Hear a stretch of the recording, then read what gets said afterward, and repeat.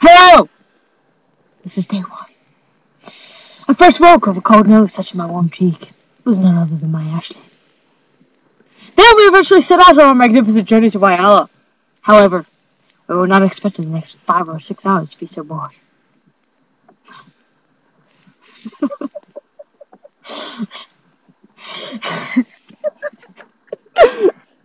It started with small conversation, then transforming slowly into silence.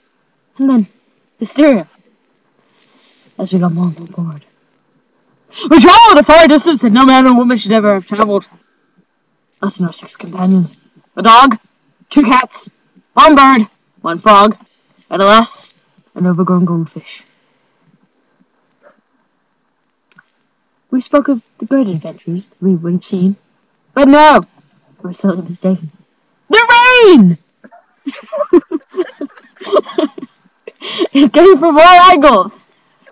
First the side, then plummeting from above, and then the other.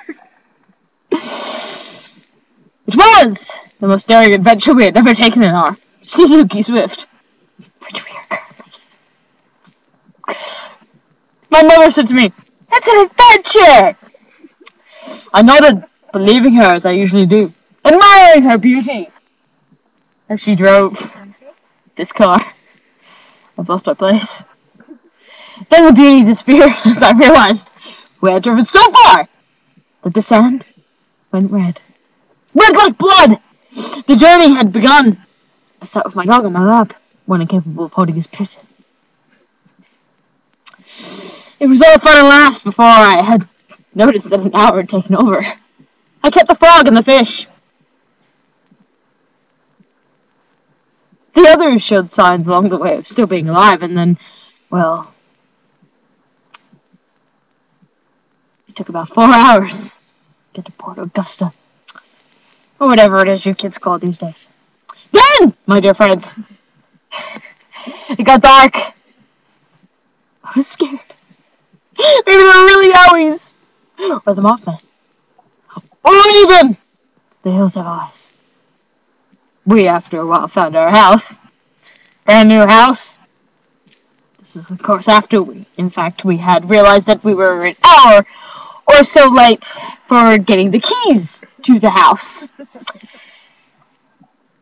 But we then tried finding a caravan park, only to find that not only were we locked out of the house, but they had closed.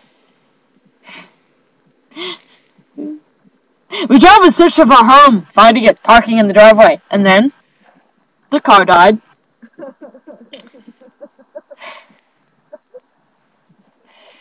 The stress of the journey had taken its toll on the poor thing. I had to push the damn thing into the driveway. Now we have to sleep here. Sleep! In a goddamn car! Magically, I began to type how this adventure had taken place, not only in order, but because it was too dramatic to put it in order. Then the car decided to magically turn itself on. Why, thank you.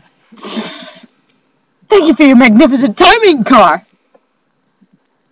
Thus concluding at 8:20 p.m. our journey